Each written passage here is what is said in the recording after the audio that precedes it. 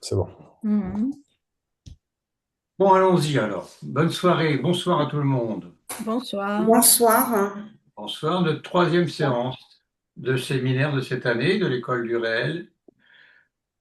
On était en train de dégrainer les figures de l'amour. Mais là, je pensais à une image que vous connaissez tous. Je pensais à l'image du petit personnage Snoopy. Et il y a une image de Snoopy qui le donne les bras en croix à plat ventre, par terre, avec un air un petit peu évaporé. Et je crois que la légende, c'est euh, l'amour. Voilà. Alors c'est ça, hein, je crois, me souvenir. Et je me suis dit, c'est étonnant parce que je vous parle de l'amour, ça ne concerne pas qu'une personne, même évaporée comme ça, comme Snoopy. L'amour, ça concerne, depuis qu'on en parle là, ça concerne au moins deux personnes. Voilà. C'est pas l'amour tout seul, c'est l'amour entre deux. Entre un homme et une femme, entre deux hommes, entre deux femmes, entre l'un et l'autre, pour parler lacanien. Et je me suis dit, c'est étonnant, cette petite figure de Snoopy, et pourtant ça marche. On voit bien ce qu'il veut dire, quoi. L'amour, ça le fout par terre. Ça le fout par terre. Voilà.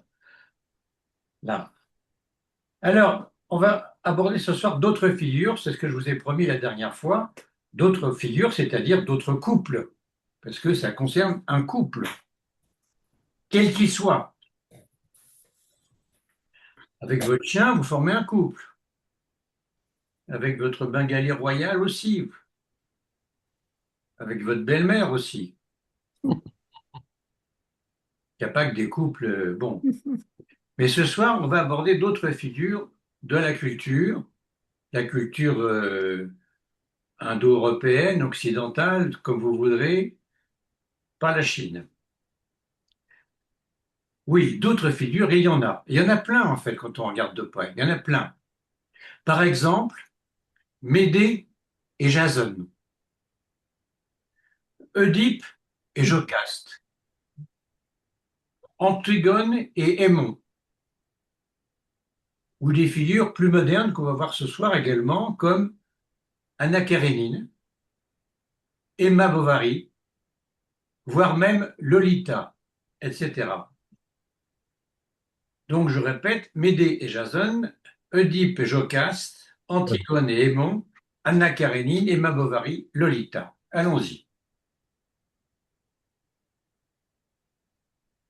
Médée et Jason, ou Jason comme vous voulez. Ça vient donc de la mythologie grecque. La mythologie grecque, vous savez, c'est épouvantable. D'abord, plusieurs auteurs ont parlé de cette mythologie grecque. Là, pour m'aider et Jason, je prends Euripide. Euripide, c'est une des versions. Il y en a d'autres. Dans la version d'Euripide, Médée et Jason, c'est l'amour retourné en acte de destruction. Je vais prendre que quelques éléments dans la version Euripide, parce qu'il y a d'autres éléments, d'autres versions, et ça foisonne d'éléments. Plusieurs points. Donc, c'est l'amour retourné en acte de destruction, je disais. Premièrement, une femme trahie. Médée a tout donné à Jason. Sa loyauté, ses pouvoirs magiques, une magicienne, son pays, son père même. Mais Jason l'abandonne pour une autre, plus jeune, plus utile politiquement pour Jason. Elle ne le supporte pas. Elle tue. Elle tue leurs enfants. Deuxièmement, du ravage au réel de la jouissance. Médée incarne la jouissance féminine quand elle n'est pas accueillie dans le discours de l'autre, avec un grand A. Lacan appelle ça le ravage. Non pas la douleur de la perte, mais la haine qui vise à faire exister le manque dans l'autre. Jason doit savoir ce qu'il a perdu. Elle ne tue pas pour punir, elle tue pour marquer son nom dans le réel. 3. Le féminin hors loi. Médée échappe à toute symbolisation. Elle refuse d'être la mère, l'exilée, la sacrifiée. Elle devient un pur sujet de jouissance. Elle le dit d'ailleurs, elle dit à cette phrase: « Je suis une étrangère et j'ai appris à être dangereuse. » Quatrièmement, le désir de l'autre comme impasse. Jason, lui, est du côté de la loi, du contrat, de la filiation. Médée vient faire vaciller ce monde. Elle fait effraction dans le discours du maître. Et ce faisant, elle révèle l'impossible du lien sexuel, le rapport sexuel aussi. Cinquièmement, l'acte au-delà du sacrifice. Médée accomplit un acte pur. Elle tue, non pas pour obtenir, mais pour signifier. Comme Antigone d'ailleurs. Comme Antigone, elle se place au-delà du bien et du mal, là où le sujet touche le réel de son désir. Faisons de Médée une lecture un peu plus lacanienne. Premièrement, la trahison comme effondrement du nom du père. La pièce d'Euripide met en scène ce qui advient lorsqu'un pacte symbolique, celui du mariage, se fissure. Jason, en épousant Glossée, s'appelle Glossée, mais s'appelle aussi, c'est la fille de Créon, s'appelle Créuse aussi, selon d'autres versions. Donc Jason, en épousant Glossée, retire à Médée non seulement un mari, qu'il était pour elle, mais la garantie symbolique qui soutenait sa place dans le discours. Le nom du père qui ordonnait son monde se retire. Médée tombe dans cet espace où, comme chez Lacan, comme il le dit, ça ne tient plus. Le symbolique ne tient plus. Ce n'est pas la passion qui la pousse au crime, c'est la chute du signifiant qui la tenait. Deuxièmement,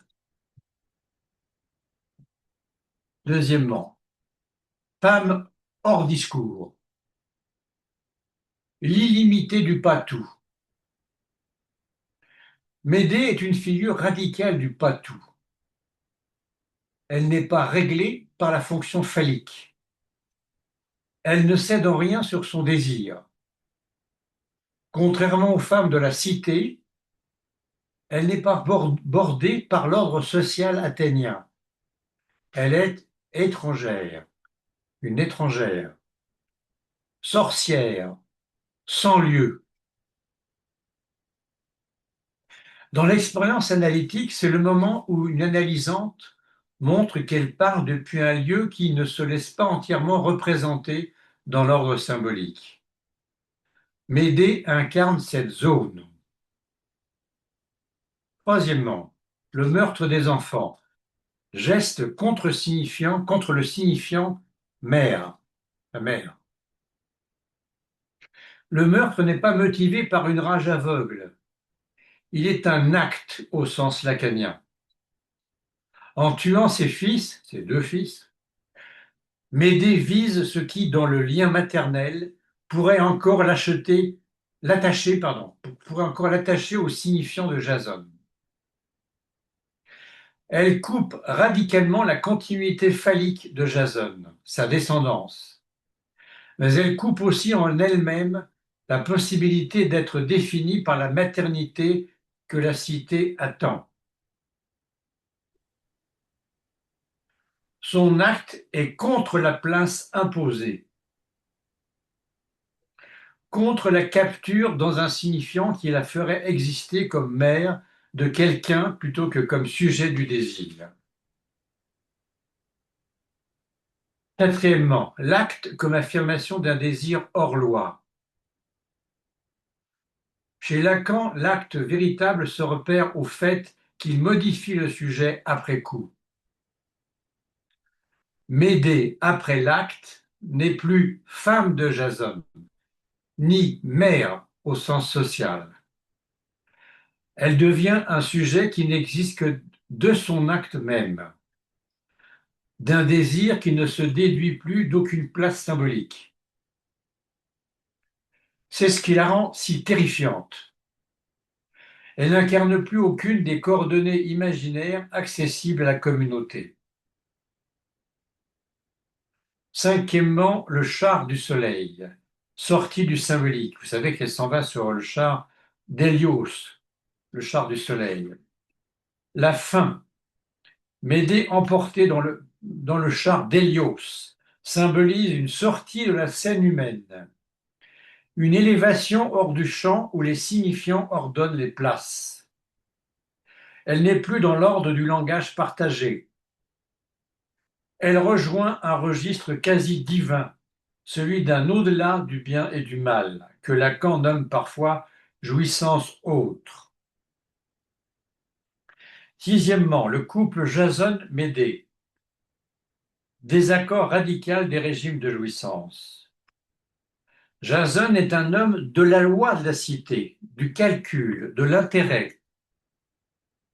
Médée est une femme de la jouissance, dans sa dimension non régulée par le phallus. Ils n'habitent pas le même monde symbolique, et leur couple, entre guillemets, couple, ne pouvait être qu'un malentendu. Combien de couples sont des malentendus? Une conjonction contingente entre deux régimes incompatibles de jouissance. Une conjonction contingente entre deux régimes incompatibles de jouissance. Septièmement, tout couple analytique est une résonance. Pour le public de l'analyse, Médée met en lumière une vérité que l'analyse rencontre très souvent. Ce qui se joue dans un couple, c'est rarement deux personnes, mais deux régimes de signifiants, parfois deux régimes de jouissance irréconciliables. Le drame, entre guillemets drame, le drame surgit lorsque l'un cède sur son désir ou lorsque l'autre refuse de céder. Médée, elle, ne cède jamais, comme Antigone. Médée, maintenant, une lecture un tout petit peu plus centrée sur la question du transfert. Premièrement, Médée, côté sujet, l'amour comme capture transférentielle. Médée ne tombe pas amoureuse de Jason, elle s'y aliène. Alienus, hein, l'autre. Elle s'y aliène. Elle investit Jason comme le signifiant qui la fait exister, le lieu d'où elle reçoit son être. Dans le transfert, c'est la position du sujet qui suppose que l'autre, grand A, que l'autre détient la vérité de son désir. Jason, pour Médée, c'est celui qui sait qui elle est. Quand il déserte cette place, c'est l'effondrement transférentiel classique. La perte de celui, c'est une citation, la perte de celui à qui je demandais d'être moi, dit Médée dans Euripide. Deuxièmement, Jason, côté autre, la chute de l'autre supposé savoir.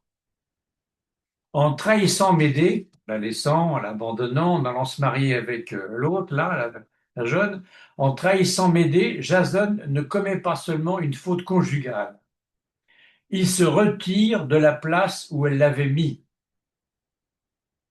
Il cesse d'être l'autre supposé savoir sur elle, sur son destin, sur son désir. Dans l'analyse, ce moment est fréquent. Le sujet découvre que l'autre, grand A, ne sait rien. Chez Médée, cette chute n'est pas métabolisable, elle devient insupportable. 3. Troisièmement, la rage de Médée, une logique transférentielle. la rage de Médée, abordée donc comme une logique transférentielle. La violence n'est pas affective, elle est structurelle. Médée attaque la place où elle avait supposé un savoir. Elle détruit non l'homme, mais la fonction qu'il occupait pour elle. Le transfert, lorsqu'il se retourne, peut viser précisément ce point. L'autre à qui l'on demandait tout devient celui que l'on accuse de tout. Quatrièmement, le meurtre des enfants, un acte contre la chaîne transférentielle.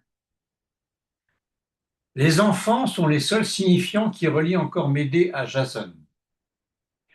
En les tuant, elle détruit le vecteur même du transfert, ce qui prolongeait son lien à l'autre défaillant.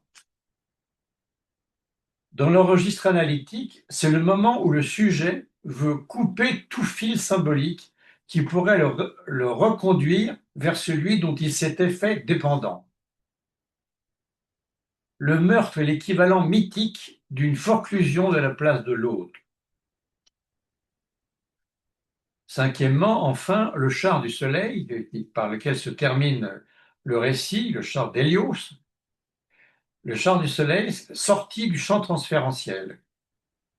La fin n'est pas mystique, elle est logique. Médée quitte la scène humaine lorsque plus aucun autre n'est reconnu comme tel, autre grand A. Plus de transfert possible. Elle se place hors discours, hors dette, hors adresse. C'est la figure extrême de ce que Lacan nomme un sujet qui ne veut rien savoir de l'autre. Un sujet qui ne veut rien savoir de l'autre. Voilà pour le sort de Médée et Jason, qui tue ses enfants. Deuxième exemple ce soir. Oedipe et Jocaste, c'est beaucoup plus connu, vous connaissez tous Oedipe et Jocaste. C'est toujours de la mythologie grecque, là on n'est pas dans Euripide, on est dans Sophocle. Ça se résume à cette phrase, je vais vous dire, c'est le savoir maudit du désir. Premièrement, le désir s'ignore lui-même. Oedipe aime Jocaste. Ils s'unissent, ont des enfants. Mais ce qu'ils ignorent, c'est que ce lien est incestueux. Elle est sa mère. Jocaste est la mère d'Oedipe. Ils ne savaient pas. Mais le désir, lui, savait, au-delà du conscient. Deuxièmement, l'Oedipe, ou Oedipe comme structure, non comme mythe. Chez Lacan, le complexe d'Oedipe n'est pas une histoire de famille, comme dans la mythologie. C'est une structure du désir. Vouloir le corps de la mère, affronter le nom du père. Oedipe réalise l'inceste, non comme fantasme, mais comme tout névrosé, mais comme acte réel, insoutenable. Troisièmement, le réel du savoir. Quand la vérité est révélée, Jocaste se pend. Oedipe se crève les yeux. Le savoir devient poids de réel, irreprésentable. Le sujet, face à trop de vérité, se mutile, se crève les yeux, car il ne peut habiter ce qu'il a su. Quatrièmement, le désir comme méconnaissance. Oedipe est victime de ce que Lacan appelle la bévue structurale du désir. Je cite Lacan, « Je ne suis pas là où je pense désirer ». Il croit fuir le crime, il l'accomplit. Le désir passe à travers lui, il n'en est pas maître. Cinquièmement, la vérité ne libère pas, elle troue. Lacan dira que le sujet n'est pas responsable de son désir. mais il dira aussi qu'il doit répondre de ce qu'il en fait. Il doit répondre de ce qu'il en fait. Pas responsable, mais répondre quand même. Oedipe assume, non en coupable, mais en nommant l'horreur de son désir. Puissais-je n'être point né? Hein, Oedipe à Colonne, qui est aveugle et qui est soutenu par sa fille Antigone. Oedipe à Colonne, deuxième partie d'Oedipe. Voilà un peu Oedipe que tout le monde connaît, donc on ne va pas beaucoup s'alourdir sur ce cas. On a un peu plus développé Jason et Médée. Maintenant, le troisième exemple, vous voyez, à chaque fois, c'est des couples, hein. Antigone et Aimon. C'est encore de la mythologie grecque. Là, on est à nouveau dans Sophocle. L'amour contre la cité, contre le politique, en quelque sorte. Premièrement, une femme qui veut enterrer son frère, si vous vous souvenez bien de l'histoire, hein. Antigone s'oppose à la loi de Créon, son beau-père. Elle veut donner une sépulture à son frère Polynice contre l'édit royal. Aimon, fils de Créon, est son fiancé pour ne pas arranger les choses. Il tente de la sauver, plaide sa cause auprès de son père, Créon, inflexible. Et quand celui-ci revient sur sa décision, car à la fin il revient sur sa décision, si vous vous souvenez, il est trop tard. Antigone s'est suicidée. Et Aimon la suit. Aimon, son fiancé, la suit. Aimon, le fils de Créon, la suit. Il mourra avec elle, dans ses bras. Voilà un amoureux Aimon. C'est pas le même amoureux qu'Antigone. C'est pas le même amour, c'est pas le même désir. Deuxièmement, donc l'amour au bord du réel. Antigone ne cède pas, ne cédera jamais. Elle va jusqu'au bout de sa position de désir. Elle n'agit pas pour l'amour d'Aimon. Aimon l'aime, elle aime Aimon au départ. Elle n'agit pas pour l'amour d'Aimon. Elle agit en pur objet du désir, au-delà de toute conciliation. Lacan dira, cette phrase superbe, elle est belle comme un nom qui ne se prononce pas. Troisièmement, l'amour sacrifié sur l'autel du désir pur. Aimon aime, mais il ne compte pas. Antigone n'est pas du côté de l'objet d'amour. Elle est du côté du pur acte, sans compromis. Leur lien est impossible. Aimon aime une femme qui choisit le désir plutôt que la vie. Mais qu'est-ce qu'une vie sans le désir? Quatrièmement, l'amour face à l'éthique du désir. Antigone ne veut pas vivre. Elle veut être fidèle à une loi plus haute que celle des hommes, c'est-à-dire d'enterrer ses morts. Hein, loi religieuse, loi culturelle plus forte que la loi politique de Créon.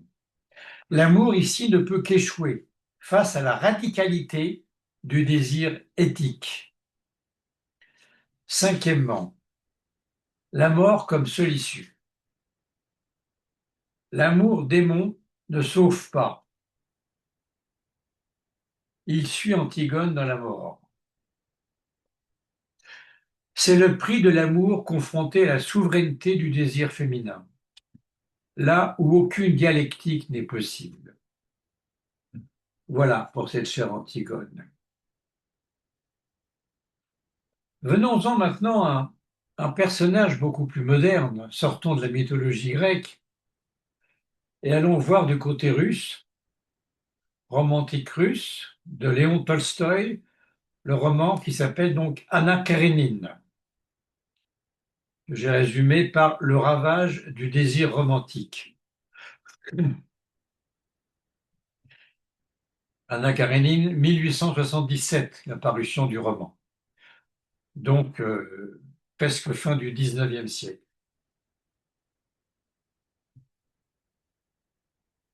Premièrement, une femme qui veut aimer autrement. Anna Karénine, Anna mariée et mère du jeune Serioja, ou Serioja, quitte son mari, Alexis Karénine, haut fonctionnaire de l'administration de Russie, avec lequel elle mène une vie tranquille à Saint-Pétersbourg en 1880. Son destin est bouleversé lorsqu'elle croise le regard du séduisant comte Vronsky. Vronsky est un officier brillant, mais frivole, sur un quai de la gare de Moscou. La passion les submerge, tous les deux. Elle veut un amour vrai, une vie libre, hors de l'hypocrisie. Mais peu à peu, le fantasme se retourne contre elle. Elle devient jalouse, persécutée, instable. Elle meurt sous un train, elle se jette, elle se jette. C'est un peu comme la jeune homosexuelle. Elle se jette pas, elle se laisse tomber, comme la jeune homosexuelle. Voilà.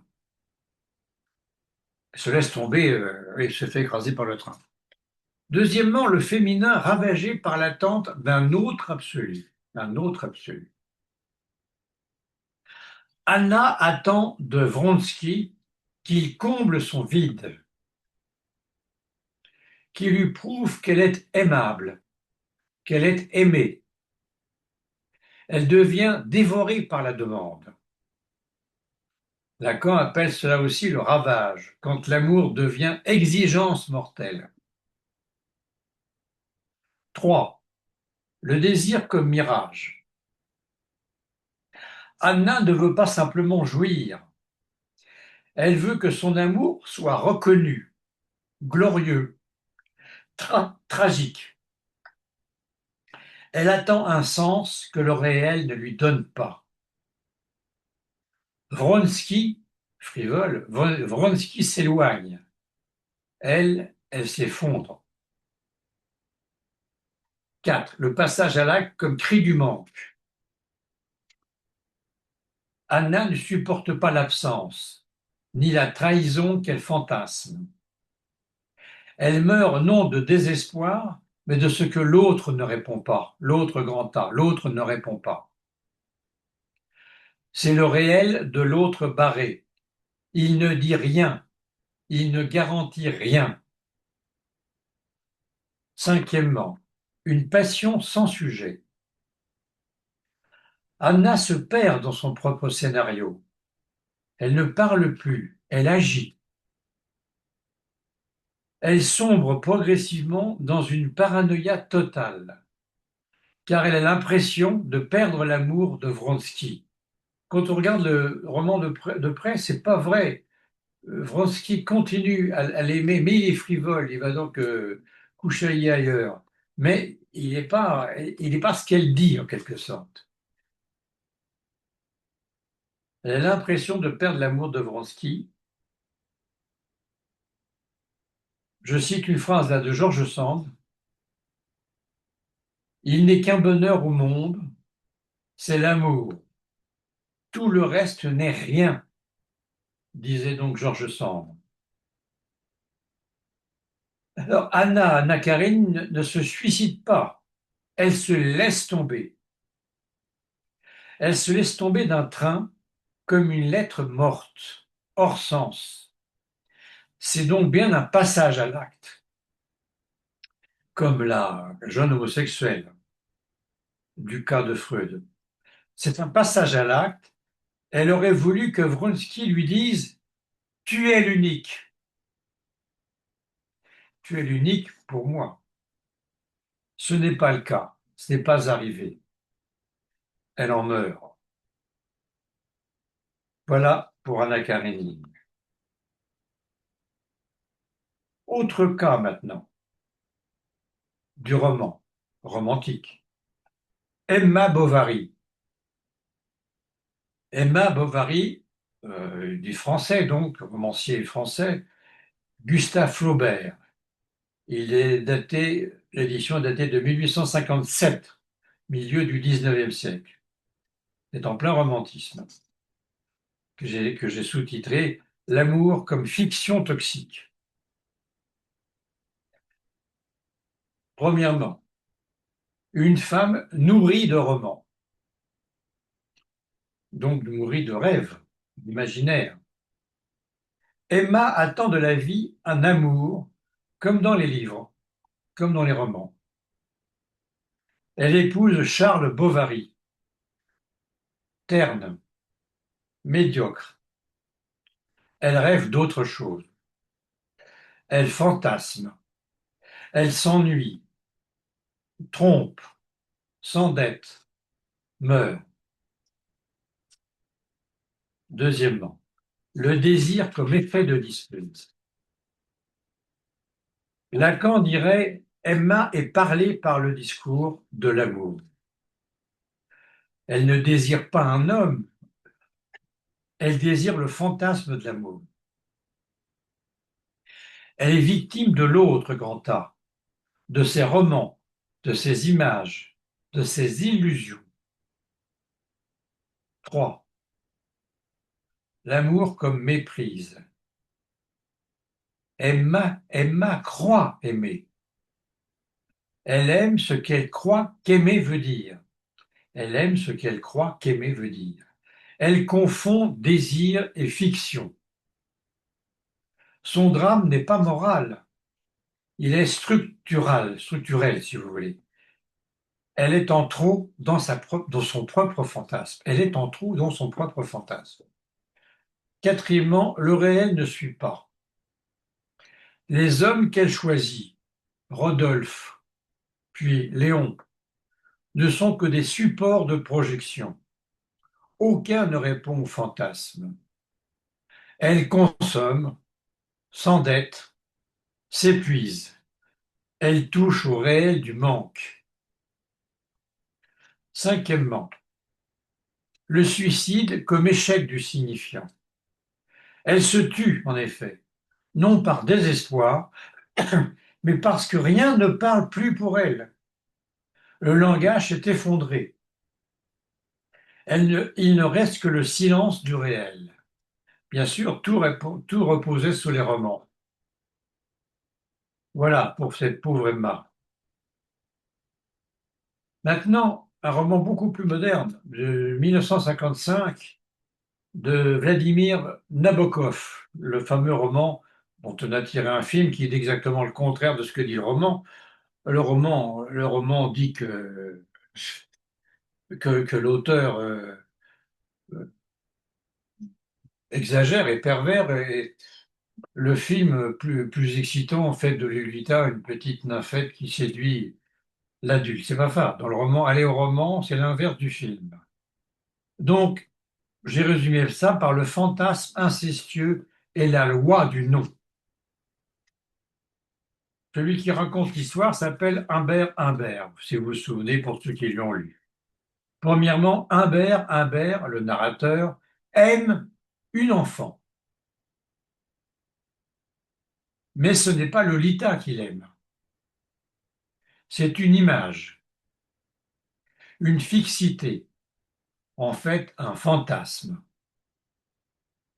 une prise de parole perverse, un discours de justification, encore plus qu'un récit de paroles perverses, un meurtre symbolique d'un sujet enfant. Il l'appelle nymphette, il la transforme en objet, il la fige dans l'objet petit a. Deuxièmement, l'amour comme délire narcissique. Humbert ne voit pas Lolita. Il voit sa jouissance, sous-entendu sa jouissance à lui. Il est dans une relation spéculaire, fermée, où l'autre, grand A, est réduit à une image de soi. Bref, il se voit dans Lolita, mais il ne voit pas Lolita. Troisièmement, l'enfant comme objet de jouissance. Lacan nous met en garde. Le fantasme pédophile est un court-circuit du désir, une jouissance qui ignore l'autre comme sujet. une jouissance qui ignore l'autre, écrit avec un grand A, comme sujet. Humbert, pardon, Humbert viole non seulement le corps, mais le statut symbolique de l'enfant. Le statut symbolique de l'enfant. Quatrièmement, la loi n'est pas un empêchement, elle est une condition du désir. Sans loi, il n'y a que jouissance brute. Le drame de Humbert, c'est de ne jamais entrer dans le manque de l'autre. Il ne désire pas, il consomme. Il ne désire pas, il consomme.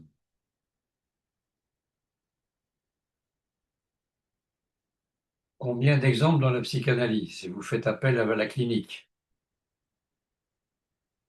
souvent masculine. Cinquièmement, le réel du fantasme effondré. Quand Lolita s'échappe, quand un peu plus tard elle devient femme, quand elle-même elle est enceinte, quand elle est vivante, le fantasme se brise. Humbert ne la tue pas, il tue un autre homme, comme pour sauver son rêve. Ce qui est important pour le pervers, c'est de sauver son rêve. Mais ce rêve est fini. Le réel l'a balayé.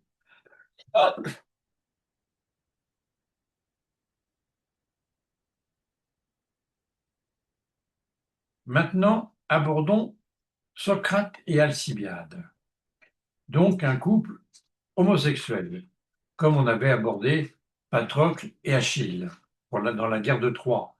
Là, Socrate et Alcibiade, Platon a souvent travaillé ce thème avec le transfert chez Lacan. J'ai résumé ça par le désir et son énigme. Premièrement, le maître et le disciple. Socrate est laid, Socrate est pauvre, Socrate est ironique. Alcibiade, lui, est beau, encore jeune, noble, brillant.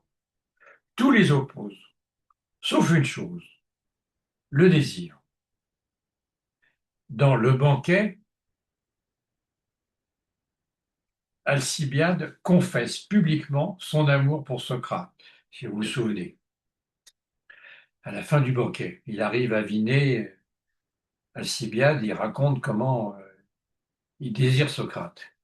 Alors que tous les autres, les cinq précédents, ont fait l'éloge de l'amour en racontant ce que c'est que l'amour, mais lui, Alcibiade, il vit cet amour et il dit comment il le vit, bref, il bande pour Socrate. Il raconte comment il a tout tenté pour le séduire. Offrande, nuit passée ensemble, corps offert, et rien. Socrate n'a pas cédé. Mais ce refus n'est pas indifférence. Il est position du désir. 2. Le désir chez Socrate, une structure du manque. Socrate ne veut pas posséder Alcibiade. Il ne veut pas jouir de son corps. Il est désirant, non de l'objet, mais du désir même, désirant du désir. Il est ce que Lacan nomme le sujet du manque, celui qui n'a pas et qui fait désirer. Il se place du côté du manque, là où l'amour n'est pas captation, mais déplacement. Alcibiade, la tentation de la jouissance. Alcibiade, en revanche, veut le corps de Socrate, ou plutôt son regard, son amour, sa reconnaissance. Il veut être désiré. Mais Socrate ne répond pas à cette demande. Il renvoie Alcibiade à l'impossible de la réciprocité.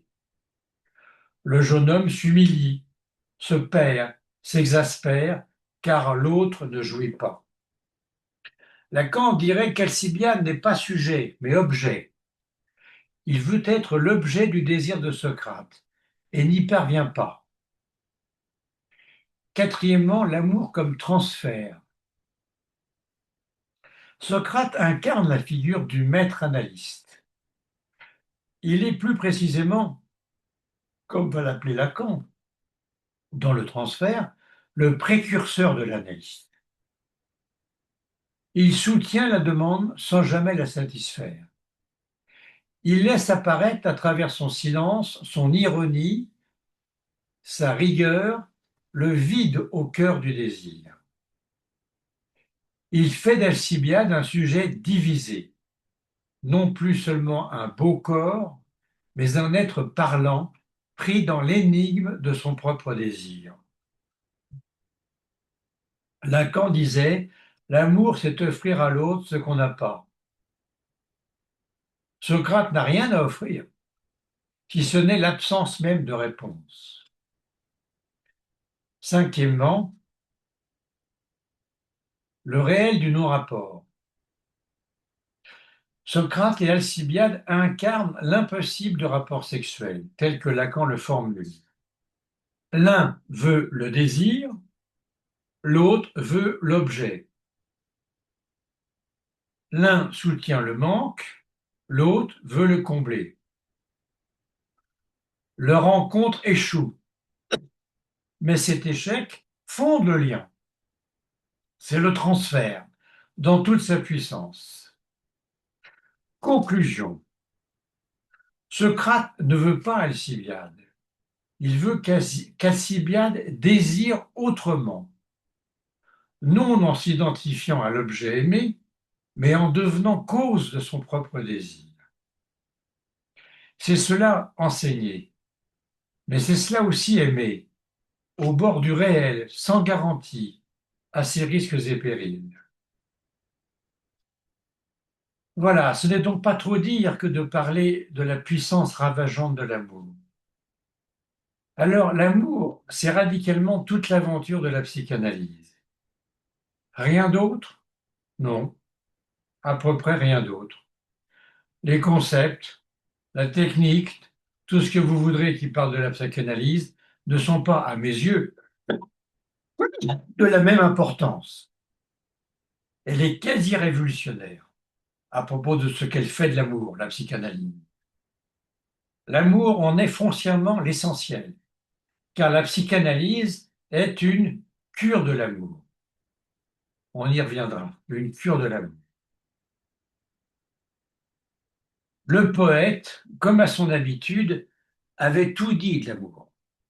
Un exemple parmi tant d'autres. Jacques Prévert et son poème Cet amour, issu du recueil Paroles de 1946, donc le milieu du XXe siècle. Cet amour si violent, si fragile, si tendre, si désespéré. Cet amour beau comme le jour et mauvais comme le temps, quand le temps est mauvais. Cet amour si vrai, cet amour si beau, si heureux, si joyeux et si dérisoire, tremblant de peur comme un enfant dans le noir, et si sûr de lui, comme un homme tranquille au milieu de la nuit. Cet amour qui faisait peur aux autres, qui les faisait parler, qui les faisait blêmir. Cet amour guetté, parce que nous le guettions, traqué, blessé, piétiné, achevé, nié, oublié, parce que nous l'avons traqué, blessé, piétiné, achevé, nié, oublié. Cet amour tout entier, si vivant encore, et tout ensoleillé, c'est le tien, c'est le mien, celui qui a été, celui qui a été cette chose toujours nouvelle et qui n'a pas changé, aussi vrai qu'une plante, aussi tremblante qu'un oiseau, aussi chaude, aussi vivante que l'été. Nous pouvons tous les deux aller et revenir. Nous pouvons oublier et puis nous rendormir, nous réveiller, souffrir, vieillir, nous endormir encore, rêver à la mort. Nous éveillons, sourire et rire et rajeunir. Notre amour reste là, Têtu comme une bourrique. Jacques Prévert. Voilà. Voilà pour ce soir.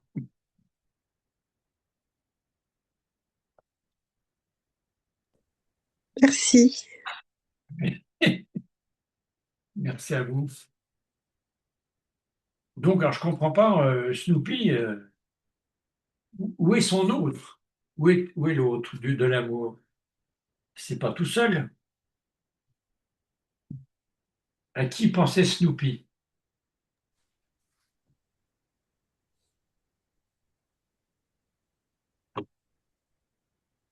C'est à son maître, non? Vous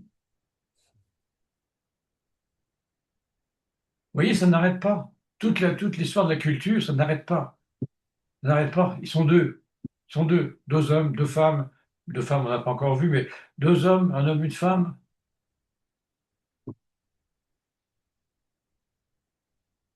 Pour le meilleur et souvent, on le voit pour le pire.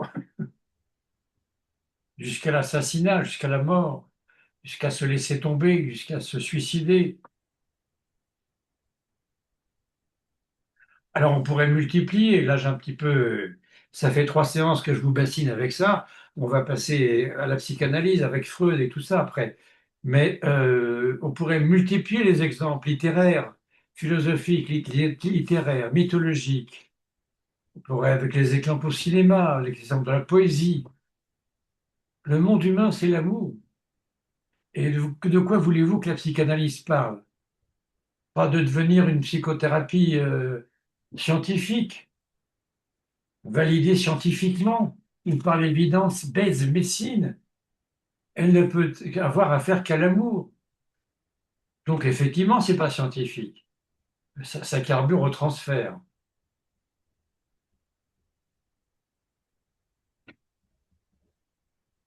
Mais qui s'occupe de l'amour? La médecine ne s'occupe pas de l'amour. La psychiatrie, la psychologie non plus. Elle peut s'occuper des effets, mais pas de l'amour lui-même. Et quand je dis, j'y reviendrai, je ne développe pas pour l'instant, mais que la psychanalyse est une cure de l'amour. Quelqu'un m'a dit quelque part, ah bon, moi je n'aurais pas écrit ça, un psychanalyste m'a dit, enfin, quelqu'un que j'ai présent comme psychanalyste m'a dit, moi j'aurais dit, il dit, j'aurais pas dit une cure de l'amour, j'aurais dit une cure par l'amour. Je crois qu'il faut un petit peu de divan pour ce monsieur, pour faire un peu une tranche. C'est pas une cure par l'amour, c'est une cure de l'amour.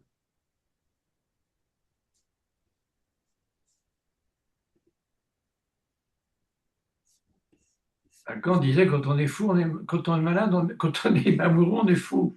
Oui, il n'y a pas de plus grave maladie que l'amour.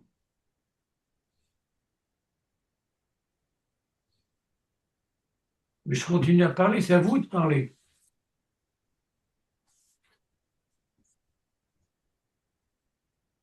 Euh, Pour parler, il faut remettre votre micro. je l'ai remis là. On m'entend là? Oui, Longtemps. Ouais. Non, non, c'est pas pour défendre le monsieur avec une cure par l'amour. Je suis d'accord avec vous que c'est une cure de l'amour. Mais bien à ce sûr. moment-là, c'est une cure par l'amour dans la dimension de, comme peut dire Socrate, sur la dimension de l'agapé, en fait. Du coup. Enfin, je le vois quand même comme une forme de cure de l'amour, mais aussi, enfin, le désir de l'analyste, c'est quand même du côté du désir de Socrate, quoi, qui est une autre forme d'amour, peut-être. Enfin, je sais pas, c'est d'un amour justement qui s'est,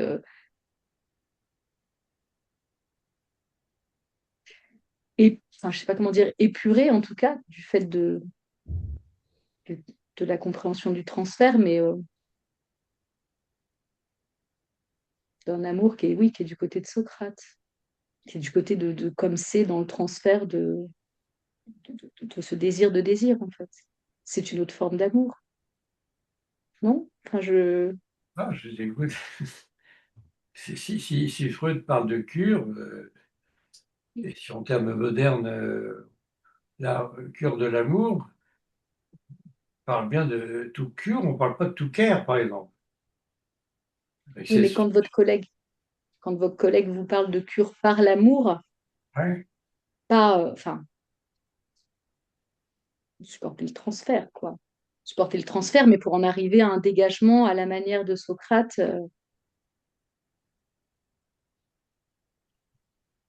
il ne l'entendait pas comme ça quand il disait ça, par l'amour. Il faille en passer par l'amour, oui, par le Oui, transfert. qu'il faille en passer par l'amour, mais qui est une forme d'amour de l'analyste qui est du côté de la manière dont se positionne Socrate vis-à-vis d'Alcibiade. Enfin, un amour que je dirais du côté de l'agapé, en fait. Mais enfin, c'est Ah, qu'est-ce qu'en pensent les autres participants? un amour du désir, quoi. Lacan parle de Socrate comme de précurseur de l'analyste, hein, pas comme analyste, parce que Socrate veut dire à Alcibiade, veut lui dire, bon, en fin de compte, celui que tu désires, c'est pas moi, tu te trompes, moi je suis rien, quoi. Ou Oui, d'Enon, je suis rien, en grec, là. Mais celui que tu désires, tout le monde, là, le désir, ce soir, c'est Agathon. C'est le jeune poète tragique, parce que, voilà, il les fait tous bander, donc c'est Agathon que tu désires. Et il dit, mais c'est pour ça qu'il n'est pas analyste, dit Lacan. Il est précurseur, parce qu'il affirme. Il ne cède pas aux sirènes amoureuses d'Alcibiade, mais on n'a pas à dire analyse, bah, c'est là-bas que vous désirez. C'est pas moi, c'est l'autre. On n'a pas à dire c'est pas moi, c'est l'autre. On a laissé faire son chemin au sujet. ce que je veux dire, c'est que faire advenir, pour Oui. moi, enfin, permettre à l'autre de puisse justement, à travers d'abord le transfert et tout le travail, advenir ce point du côté du désir, je me dis qu'il y a quelque chose de l'ordre de l'amour du côté de l'analyste quand même, euh, dans ce sens-là. Est-ce que c'est un amour de l'analyse que de rendre un sujet manquant? Bah oui, je trouve que c'est une Un forme acte d'amour d'amour. de C'est ce que tu permettre, oui, c'est un acte d'amour de permettre à l'autre, enfin, c'est comme ça que Oui, oui, je respecte. de permettre à l'autre c'est l'amour justement, enfin, oui, qui me paraît tout au plus haut point, quoi. Ça serait De ça que permettre à l'autre de devenir un être, enfin, voilà, suffisamment troué et désirant. Enfin, c'est oui, la je tâche de trouve que c'est une forme l'analyse. Est-ce que d'amour. c'est ça que Lacan a appelé le désir d'analyste, de l'analyste? Le désir d'analyse, ce serait cet amour dont vous parlez. Oui, pour moi, je le vois du côté de l'amour, oui, vraiment, D'accord. d'un amour qui est plus. Enfin, c'est pour ça que je trouvais que oui, c'est par l'amour, mais l'amour encore pas entendu dans sa dimension de fantasme, au passage à, comme vous disiez, que vous aviez trouvé qu'il était, bah voilà, il n'avait pas, enfin, j'en sais rien, moi je suis pas analyste, mais pas en position d'analyste, mais je sais pas comment il disait ça à votre collègue là, mais Il disait, moi, j'aurais pas écrit que l'analyse est une cure de l'amour, j'aurais écrit que l'analyse est une cure par l'amour. Alors, il a tort et il a raison en même temps, quelque part, vous êtes de le dire. Ça passe par le transfert, qui est l'amour, comme moyen. caché quoi. Ce que Freud appelait de refaire une deuxième, puisqu'on n'a pas accès à la névrose infantile. C'est ce que disent les gens, mais que ça sert à quoi venir vous voir parce que j'ai souffert dans l'enfance, mais bon, maintenant c'est passé. Mon papa, bon. Oui, mais Lacan, Freud invente ce truc qu'il appelle névrose de transfert. On recommence à déclencher l'amour de transfert pour pouvoir, cette nouvelle maladie, dit Freud, puisqu'on l'a sous les yeux, puisqu'on en est responsable, on est co-auteur de pouvoir à ce moment-là résoudre cette névrose de transfert. En résolvant la névrose de transfert, qui est une répétition de la névrose infantile, on va résoudre toute la névrose. C'est ça le freudisme, hein. Bon, Lacan, c'est pas différent. Mais alors, est-ce que ça s'appelle aider son prochain par l'amour? C'est un peu dégueulasse, non? Parce que ça peut redéclencher l'amour. Oui, mais avec justement suffisamment entre guillemets foi, enfin pour pas en faire un truc, mais que ça puisse advenir quoi. Ce désir suffisant et de cet élan après. Vous voulez Non, absolument sauver l'amour, hein. bah, je dirais que c'est l'amour au plus haut point en fait qui est. j'imagine, quoi, qui est Ah, c'est peut-être différencié. un amour au plus haut point, un C'est pour amour ça que je parlais d'agapé, où après, je suis pas assez dans la littérature à ce sujet-là, sur la racine, l'agapé, voilà, mais un amour qui est différencié et qui, voilà, qui permet à l'autre Mhm. d'aller vers son propre désir. Enfin, c'est l'amour au plus haut point. Enfin, j'aurais tendance à détacher. Oui, en étant bien lificoté avec amour et désir, c'est sûr. Lacan les dégage quand même. Il dit l'amour, c'est pas le désir. Le désir, c'est pas l'amour. Se- ça peut des fois collaborer, si je puis dire. Ça peut des fois s'articuler. C'est un rêve, des fois un fantasme qui est les deux. Mais il distingue bien. Ce qui va du côté du désir, c'est l'objet. Et ce qui va du côté de l'amour, c'est l'être. Et puis c'est bien distinct que c'est chez Lacan, hein. Il peut y avoir de l'amour sans qu'il y ait du désir. Il peut y avoir du désir sans qu'il y ait de l'amour, qui va du côté de la pure pulsion, chez les pervers par exemple. Ouais, mais là, c'est le désir. Mais le rêve, des fois, c'est il y ait les deux. Je dis que c'est un rêve, c'est pas pour rien, c'est un rêve. Ça peut des fois arriver aussi, mais c'est peut-être pas constant, c'est peut-être pas tout le temps.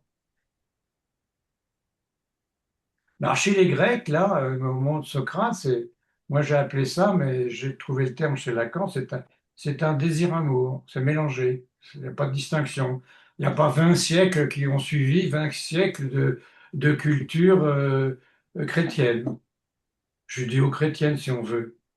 C'est avec les religions qu'est arrivée cette distinction avec l'amour, l'amour à Dieu, etc. L'amour l'amour que les Grecs envoient vers les dieux, c'est vraiment comme les humains, hein. Ils les engueulent, ils leur font des choses trappes, ils mentent. Et ce qu'après, quand l'amour arrive à un seul Dieu, monothéiste, des trois religions du livre, juive, chrétienne et puis musulmane, c'est les trois religions du livre. À ce moment-là, quand c'est un amour à un Dieu, c'est plus le même amour, c'est un amour absolu, quoi. C'est l'enfant même de tout amour après. Mais chez les Grecs, ça n'existe pas, ça. C'est les dieux qui sont comme les humains, peut-être en pire des fois. Mais donc, c'est un désir-amour. Il n'y a pas de distinction, amour, comme on l'a distingué après, et désir. Est-ce que je peux me permettre d'intervenir là-dessus, s'il vous plaît? Qui c'est? C'est Vinciane. C'est Vinciane Rousseau. Ah, voilà, parce qu'il y a beaucoup de noms et pas d'images. Voilà. Voilà. Madame Rousseau. Euh, Si je peux me permettre, par rapport à la Oui, notion d'agapé que vous abordez et la notion d'amour divin dans la religion, enfin bref, en fait, euh, c'est la même chose. Enfin, dans la enfin tout ce qui est de l'agapé de chez Socrate et de chez les Grecs, c'est un amour désintéressé en fait, Mhm. qui sera plus tard un amour qu'on retrouve, un amour du grand autre, mais qui n'est pas objet. C'est en ça que ça se rejoint. Et chez les Grecs, effectivement, les dieux sont distincts. Il n'y a pas de d'amour religieux au sens propre, parce que justement, le but, c'est de suivre le cours de la nature et de ne pas dépasser, enfin, et de ne pas se mettre à la hauteur des dieux. Mais donc chez les Grecs, il y a au niveau de la sémantique, il y a beaucoup de termes pour désigner l'amour, mais l'agapé, c'est vraiment un amour désintéressé et universel. C'est-à-dire que c'est un amour qui ne met pas en danger. Mhm. C'est un peu ce qu'on peut retrouver dans la foi plus tard, dans le fait d'aimer un grand autre, on va dire, quelle que soit la religion, euh, pour trouver son salut et une forme d'apaisement, en fait. Voilà, c'est là où on peut rejoindre les deux notions. Mais agapé s'oppose Eros. Voilà, c'est ça, oui. Et dans l'éros, c'est pulsionnel, alors que dans l'agapé, il n'y a pas de pulsion. Mhm. Il n'y a pas d'intéressement dans l'amour, en fait. C'est un cercle d'amis aussi. Tout à fait. En fait, en latin, on utilise aussi le même terme pour amour et amitié, c'est le même mot. Oui. Donc voilà, beaucoup mieux dit que je l'ai dit tout à l'heure, beaucoup plus développé, ce que je cherchais à vous faire passer.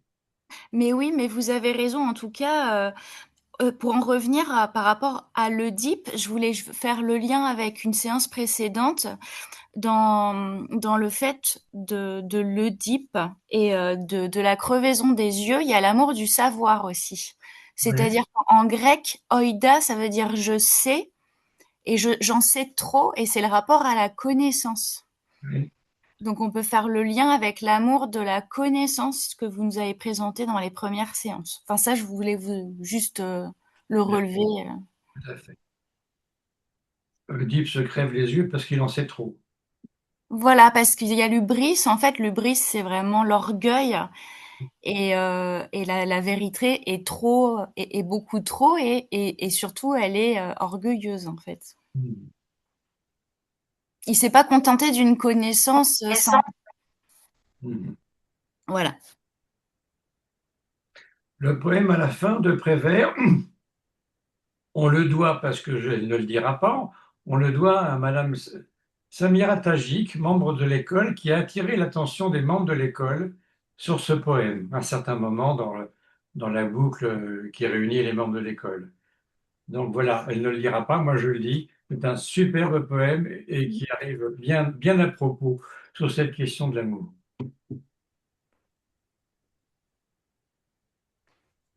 Alors, si je peux prendre la parole, s'il vous plaît, Oui, j'aurais aimé beaucoup entendre sur le mythe qui unit amour à psyché, Cupidon à psyché. Et dans les couples, le tableau des couples, c'est vrai, vous n'avez pas parlé d'amour et psyché. Pour moi, euh,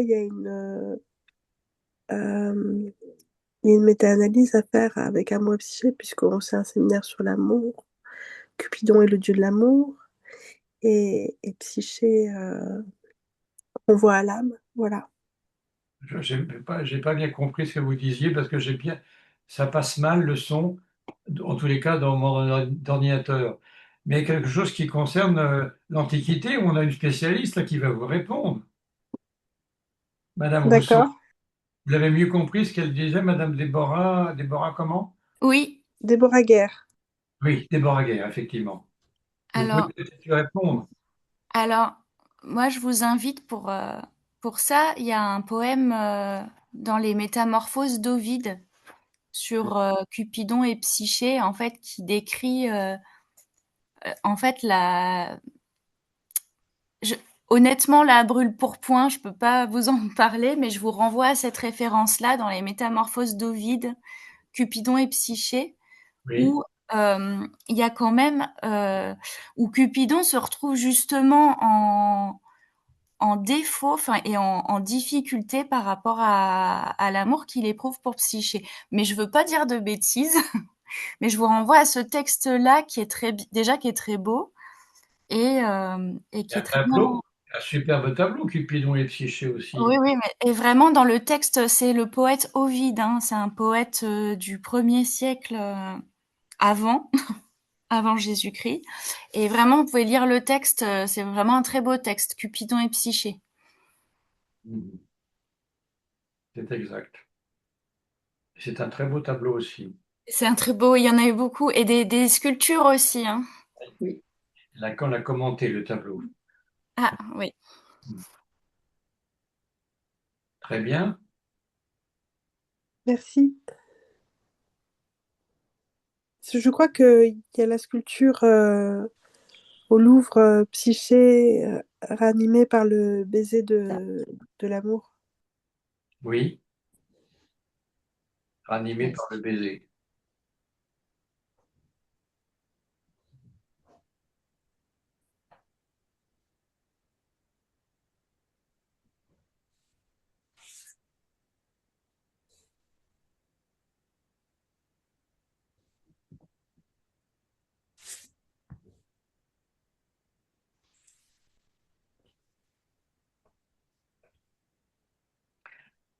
Alors le texte, il est enregistré là, n'est-ce pas?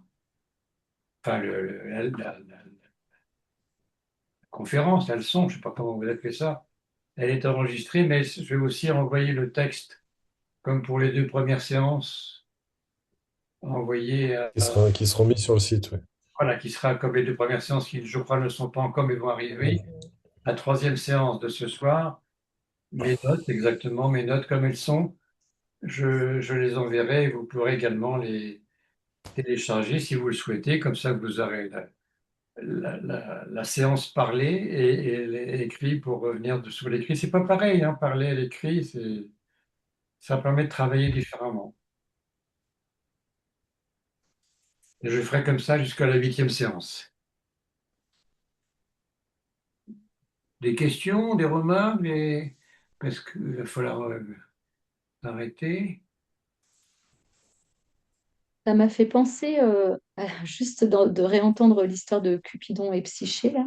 Ça m'a fait penser à un autre couple qui vraiment, alors je sais pas, je le lance comme ça, mais Narcisse et Écho, parce qu'on a beaucoup parlé de Narcisse, enfin, bon, dans la littérature en règle générale, mais quand même, Écho, c'est pas rien aussi, Ouais, je ouais, trouve. ouais. N'être plus que l'écho, bon, voilà, enfin, donc il est assez intéressant celui-là aussi. Je disais que Madame Tajik avait attiré notre attention à l'école sur ce poème que j'ai repris. Mais allez voir le recueil Paroles qui a nourri mon enfance ou mon adolescence à ce moment-là. Et allez voir, il n'y a pas que ce poème-là, il y en a d'autres superbes, superbes. Et Prévert, c'est quand même un poème, c'est pas les grands poèmes sophistiqués, mais c'est un poème accessible pour tout le monde et qui est d'une fraîcheur. 1900, qu'est-ce que je vous dis? 1951, le recueil, hein, 1951. On est quand même en 2000, combien? 25, 26. Mais ça n'a pas, voilà, c'est un poème sur l'amour qui est tout à fait actuel. Il n'a pas vieilli, c'est ça que je veux dire. Moi, si, mais le poème, non. Et tout Prévert est à lire. Mm. Prévert. Magnifique, ouais. Hein, il y en a qui commencent par Louis I, Louis II, Louis III, mais un peu quand il arrive à Louis XIX, Louis XVIII, qu'est-ce que c'est que ces gens qui ne savent pas compter jusqu'à 20? C'est ça, le poème se termine comme ça, si vous vous souvenez pour ceux qui l'ont lu. C'est des trucs des fois très courts, mais qui font rire, quoi. Et quand on fait rire, c'est très bien. Il n'y a pas que la tragédie. Quand on fait rire, c'est vachement sérieux, le rire. C'est vachement sérieux. Des fois, dans une comédie, il y a plus que dans une tragédie, hein. Mais ça, le rire fait passer, comme l'humour. L'humour peut faire passer n'importe quoi.